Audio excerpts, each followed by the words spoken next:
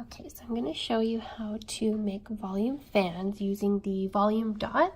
It makes lashing so much easier when you're first learning how to fan, as it basically just fans it out for you as long as you use it correctly. So what you want to do is just grab your few lashes off the lash strip, just like so. And then using a fairly firm pressure, you want to sort of bend the tweezer backwards and put a little bit of pressure on the volume dot here, as you can see, and then just let go. And it fans out. So if you need to do any correction with your tweezer to space them out a little bit, you can do that as well. Then you can go ahead and pick up your fan.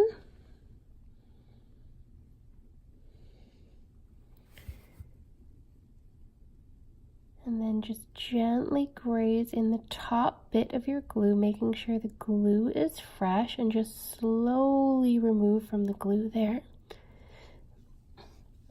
And you have your fan.